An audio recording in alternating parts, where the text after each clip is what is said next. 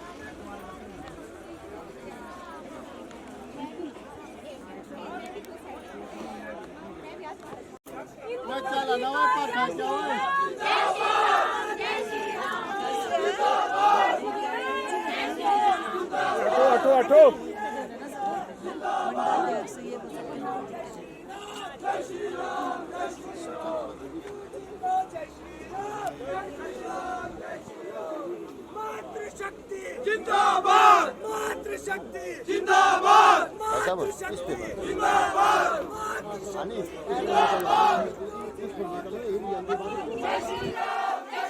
आप चलो, आप घर को चलना है। जय श्री राम, जय श्री राम,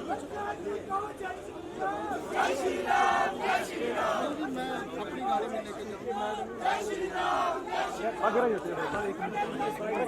विधायक और विधानसभा में उपाध्यक्ष हंसराज जी, मैं सोच रही हूँ उनके बाद क्या बोलूंगी, जोश तो आपने भर दिया। उर्मिल ठाकुर जी मेरी तो मित्र भी हैं, बड़ी बहन भी हैं, और जब मैं प्रदेश सरकार में धूमल जी की जब प्रदेश के मुख्यमंत्री थे तो उस टाइम ये विधानसभा में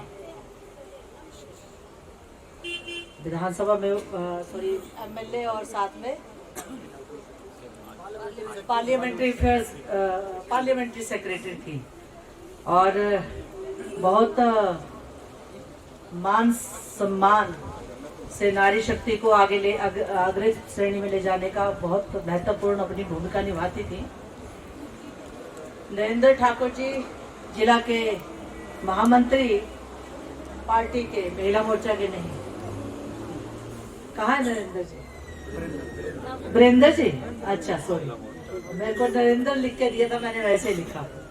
श्री ताराचंद जी मंडल के अध्यक्ष, कांता ठाकर जी यहाँ की सम्मानित जिला अध्यक्षा महिला मोर्चा, हमने उनको आज थोड़ा बोलने का मौका नहीं दिया तो उसके लिए माफी चाहते हैं। सोनू जी जो यहाँ की चुनाव मंडल की अध्यक्षा हैं, जिनके सानिध्य में ये सारा कार्यक्रम हो रहा है महिला मोर्चा का, उनकी पूरी टीम, सबको आपको मैं बधाई देती हूँ। धन्नो देवी जी उपाध्यक्ष महिला मोर्चा हिमाचल प्रदेश, परमजीत मनकोटिया जी जो आपकी महिला मोर्चा की यहाँ की चंबा की प्रभारी हैं, सीमा जी मीडिया प्रभारी महिला मोर्चा चंबा, इंदू जी प्रदेश सचिव अल्पसंख्यक मोर्चा, नीलम कुमारी जी जिला परिषद की अध्यक्षा, नीलम बेदी जी, मुझे बहुत खुशी हुई और सम्मान भी अपने मन में नारी शक्ति को लेकर हुआ कि आप पहली वीडियो है यहाँ की, और वीडियो जैसे उच्च पद में उस टाइम पहुंचना जब बेटी को घर से बाहर नहीं निकलने दिया जाता था, उस आप वीडियो बनी, सचमुच आप बधाई की पात्र है। श्रीमती कुशल्या देवी जी ब्लॉक समिति की अध्यक्षा, जयंती दुग्गल जी जिला परिषद के सदस्य, इंद्रजीत जी और प्रद्युमन जी दोनों भाई जो है वो जम्मू से यहाँ पहुंचे हैं और आपके बीच चुनाव तक रहने वाले हैं। संगठन से संबंधित कार्यकर्ताओं के बीच में चर्चा करने वाले हैं, विचार विमर्श करने वाले हैं। पत्रकार बंधु और जो नारी शक्ति इतनी बड़ी संख्या में यहाँ आई है, आप सबको मैं नमन करती हूँ, अभिनंदन करती हूँ आपका। नारी शक्ति को लेकर परमजीत जी ने तो जोश भर दिया यहाँ पे, और हंसराज जी के तो क्या कहने, कमाल ही कर दिया। तो आप अपनी शक्ति को जान ही गई होंगी, जान गई है ना।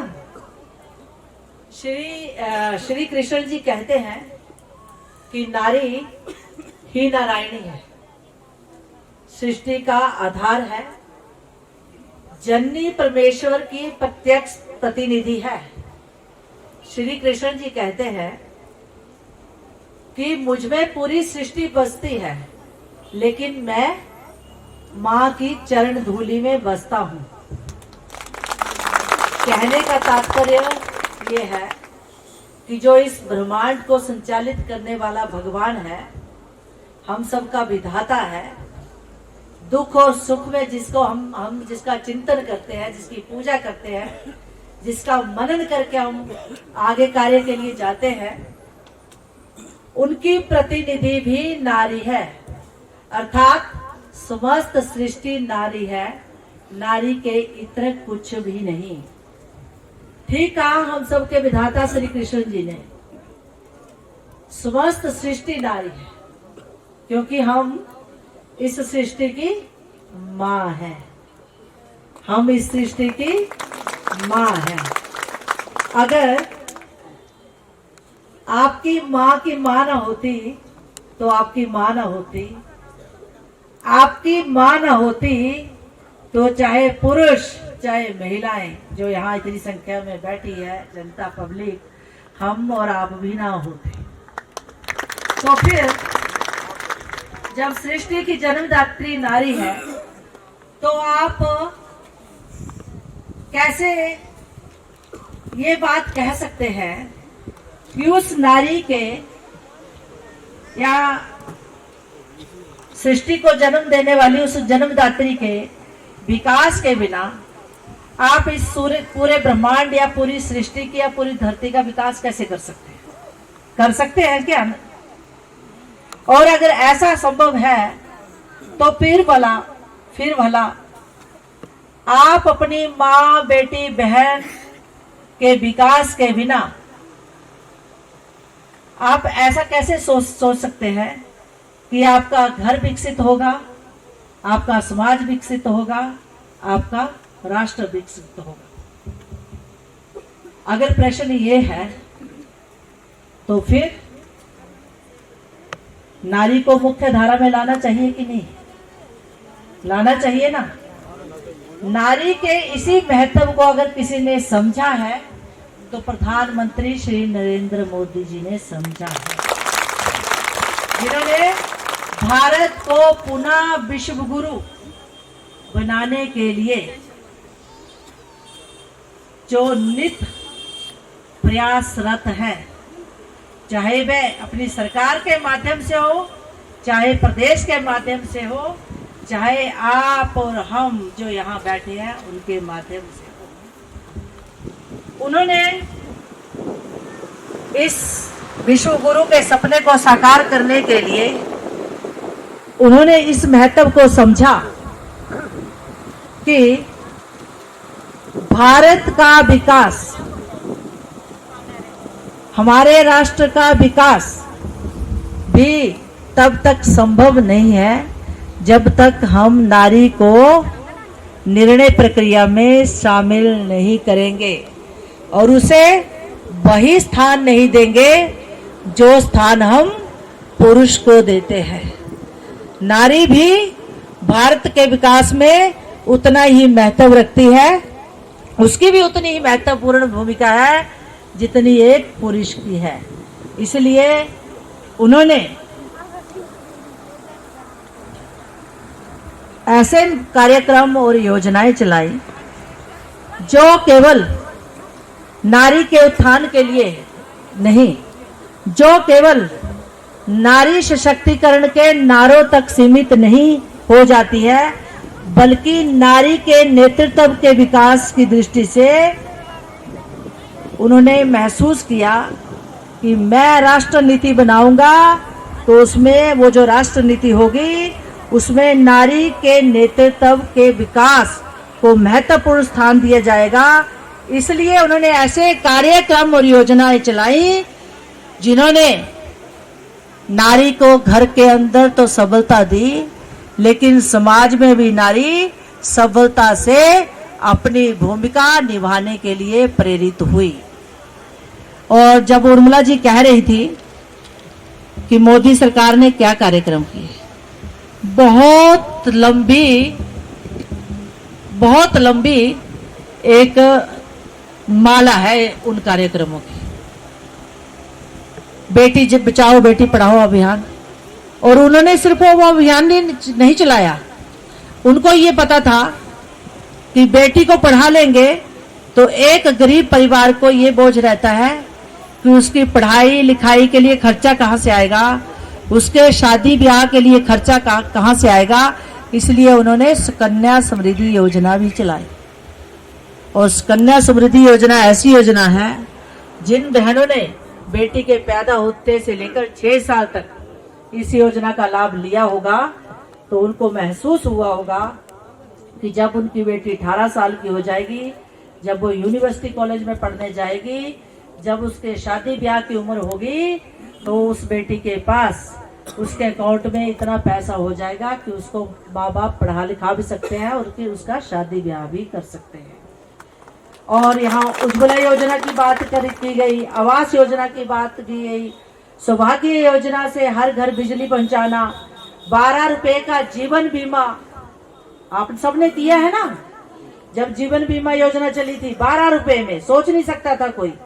और हिमाचल सरकार तो उसका 1 रुपए का मतलब साल का प्रीमियम भी हिमाचल सरकार उठा रही है उसका, और केंद्र सरकार भी उठा रही है। स्वास्थ्य के लिए आयुष्मान भारत योजना, जन धन खाता, जिस जन धन खाता का मजाक उड़ाया, आप बहनों को पता है जब कोरोना काल में 500 रुपए आपके खाते में आए तब ये जन धन खाता ही काम आया। और जब 80 करोड़ लोगों के लिए गरीब अन्न योजना का लाभ मिला तो भी इन्हीं खातों से मिला। और आपको याद होगा आज हंसराज जी बोल रहे थे, इस जन धन खाते का भी बहुत मजाक उड़ाया था कांग्रेसियों ने, बहुत मजाक उड़ाया था।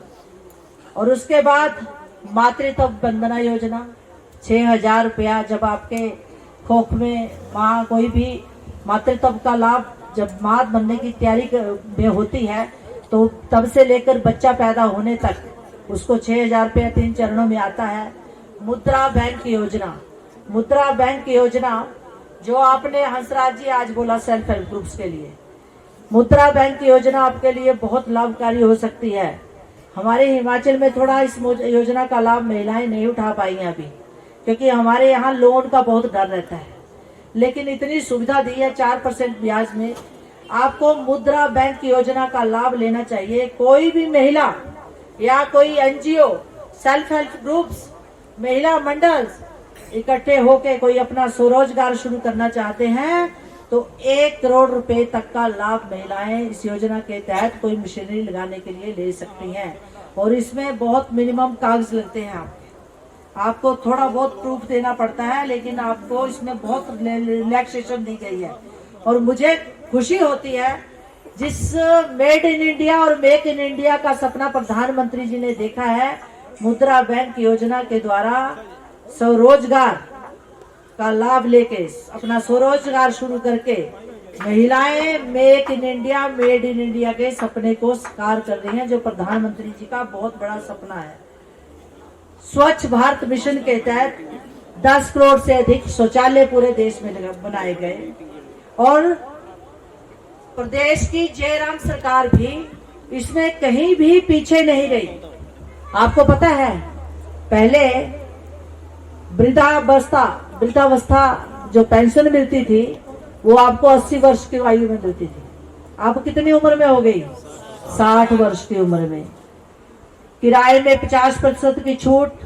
शगन योजना आपको सुनना चाहिए, जिसको पता नहीं है, BPL परिवार जो गरीबी रेखा से नीचे रहने वाले परिवार की बेटियों के लिए मुख्यमंत्री शगन योजना शुरू की गई है। और किसी भी गरीब के परिवार की बेटी के ब्याह पर 31,000 रुपया मिलता है, आर्थिक सहायता मिलती है सरकार से। 7,000 परिवार अब तक प्रदेश में इसका लाभ ले चुके हैं। उससे भी एक बहुत अच्छी योजना है मुख्यमंत्री कन्यादान योजना। जो बेटियां बेसहारा होती हैं, अनाथ होती हैं, जिनके माँ बाप नहीं होते हैं, उन बेटियों के विवाह पर मुख्यमंत्री जयराम जी ने कन्यादान योजना शुरू की और इस योजना में 51,000 रुपया बेटी के बेसहारा बेटी के विवाह पर दिया जाता है। पहले भी मिलता था, ये पहले की सरकारों में मिलता था, लेकिन तब 40,000 मिलता था। 11,000 रुपए की बढ़ोतरी इस बार जयराम सरकार ने इस योजना में की। स्वयं सहायता समूह की बात हो रही है। जो स्वयं सहायता समूह अपने आप को रजिस्टर्ड करवा लेता है, उन्हें 25,000 रुपए की टॉप अप राशि के रूप में दी जाती है कोई भी काम करने के लिए। तो आप उसमें रजिस्ट्रेशन करवा के, अगर नहीं करवाइए तो करवाइए, मिल गए हैं तब तो आपको लकी हो, तो फिर तो आपको काम शुरू करना चाहिए। साथ ही साथ पहली बार जो स्वयं सहायता समूह से जुड़ी हुई महिला है, उन्हें प्रधानमंत्री सुरक्षा बीमा योजना व जीवन ज्योति बीमा योजना के तहत उनका बीमा होता है। उसका प्रीमियम पूरे साल का सरकार देती है। 2 लाख रुपया इस इंश्योरेंस के तहत आपको दिया जाएगा जब आपको कोई भी मुसीबत आएगी। स्वयं सहायता समूहों के लिए 4% की दर से बैंकों से ऋण राशि उपलब्ध करवाने का प्रावधान भी है। मानो आप 1,000 रुपए का कोई काम शुरू करती है तो आपको 40 रुपए लगेंगे। 10,000 का होगा तो 400 रुपया लगेगा। 1 लाख का होगा तो 4,000 रुपए का ब्याज देना पड़ेगा। लेकिन उसके साथ ही राज्य ग्रामीण मिशन के अंतर्गत प्रशिक्षित एवं कार्यरत कृषि, पता नहीं यहाँ है, मुझे होंगी कृषि सखी है यहाँ पे, पशु सखी है, कृषि उद्योग वित्त बैंक सखी आदि का मानदेय भी सरकार ने 350 रुपए से कितना कर दिया, 500 रुपया कर दिया। और उसके बाद बेटी है अनमोल योजना, बेटी है अनमोल योजना के तहत BPL परिवारों की बेटियों के जन्म पर 1200 रुपए की पहले FD की जाती थी, 1200 रुपए की, अब उसे बढ़ाकर जयराम सरकार ने 21,000 रुपया किया है। 9,000 की बढ़ोतरी जयराम सरकार ने की है। गृहिणी सुविधा योजना, उज्ज्वला योजना थी तो गृहिणी सुविधा योजना, जो महिलाएं, जो परिवार उज्ज्वला योजना के तहत बच गए थे उनको गृहिणी सुविधा योजना मुख्यमंत्री जी ने चलाई और 4,71,000 लगभग 5 लाख के करीब परिवारों को गृहिणी सुविधा योजना का लाभ दिया गया। एक बहुत अच्छी योजना जो चली है, जो सब लोग उठा सकते हैं उसका लाभ भी, जो महिलाएं स्वरोजगार करना चाहती है, मुख्यमंत्री स्वावलंबन योजना। 50 वर्ष तक की महिलाएं इस योजना का लाभ ले सकती हैं। इसके तहत 1 करोड़ की कोई भी मशीनरी लगाने के लिए 35% की सब्सिडी। मानो आपने 1 लाख रुपए की कोई लोन लिया तो 35,000 रुपया उसमें आपको सब्सिडी मिलेगी, तो अपनी किस्त तो आप महीने की उससे ही चुका सकते हैं।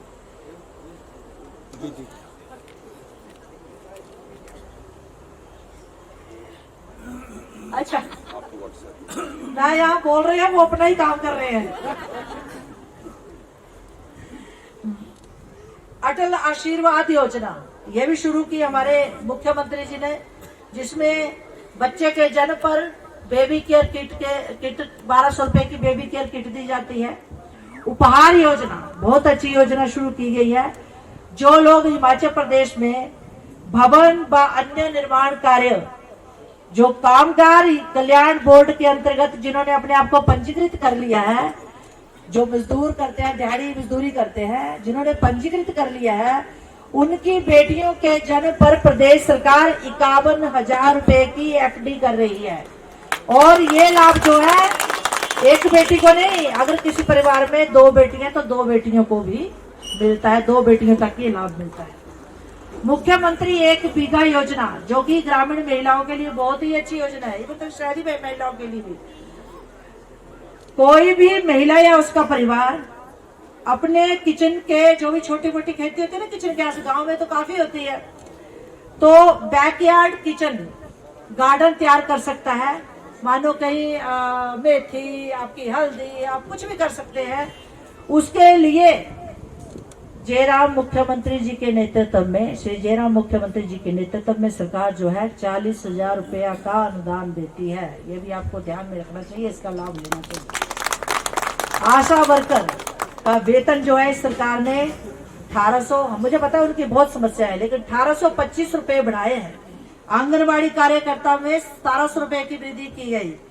मिनी आंगनबाड़ी कार्यकर्ताओं के लिए 900 रुपए, आंगनबाड़ी सहायिकाओं के लिए 900 रुपए, सिलाई अध्यापकों के लिए 900 रुपए और 125 यूनिट बिजली फ्री की गई।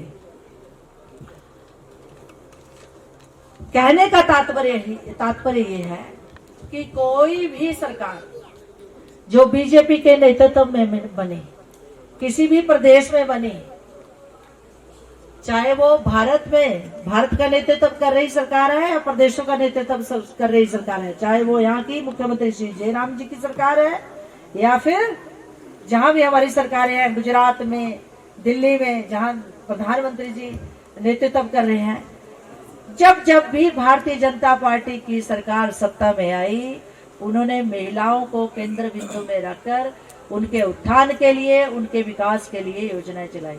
आपको पता है, राखी पर, करवा चौथ पर, भैया दूज पर फ्री बस किराया, पानी की योजना, घड़ा आपके सिर से उठाना, तब आपके मुख्यमंत्री कौन थे? जब ये भैया दूज वगैरह पर आपको छुट्टी दी, तब आपके मुख्यमंत्री कौन थे? आपको ये चिंतन मनन करना होगा। और बहुत सारी पंचायत प्रधान, जिला परिषद आज अपना परचम लहरा रही हैं। और हिमाचल में जब पंचायतों के चुनाव हुए ना पिछली बार, तब तो बहुत सारे भाइयों का दुख दर्द मेरे सामने भी छलका। बोला रिजर्व में तो आई गई, ओपन में भी लड़ गई और जीत गई। 70% महिलाएं इस बार स्थानीय निकायों में चुनाव जीत कर आई हैं। ये जो 50% आरक्षण दिया, ये भी जब केंद्र में सद्य स्वर्गीय श्री अटल बिहारी वाजपेयी जी के नेतृत्व में सरकार थी, तब आपको ये मान सम्मान दिया। और तब प्रदेश में भी भाजपा की सरकार थी उस समय। जो महिलाएं निर्णय प्रक्रिया में, जिस नेतृत्व की बात कर रही हूँ, निर्णय की बात कर रही हूँ, वो दिया है तो भारतीय जनता पार्टी की सरकारों ने दिया है। और यही क्या, आज तो देश की बेटियों का मान सम्मान इतना बड़ा है। पहले कभी सोच सकते थे कि गणतंत्र परेड पर, गणतंत्र दिवस में जो परेड होती है हमारे देश में, उसका नेतृत्व कभी आपने बेटियां करती देखी? अब बेटियां करती हैं। राफेल के बारे में आपने बहुत सुना होगा, लड़ाकू विमान इलेक्शन के दौरान बहुत चर्चा थी, जो आधुनिक लड़ाकू विमान लाए। उस राफेल जो आधुनिक लड़ाकू विमान है, सोच नहीं सकती थी कि देश की बेटियां एक लड़ाकू विमान भी उड़ा सकती हैं। आज देश की बेटियां राफेल जैसे आधुनिक लड़ाकू विमान उड़ा रही हैं। आप ये तो बिल्कुल ही नहीं सोच सकते थे कि मोर्चे पर जाकर फौजी के रूप में, सेना के अधिकारी के रूप में देश की बेटियां देश की सेवा करती हैं। ये द्वार खोले नरेंद्र मोदी ने देश की बेटियां।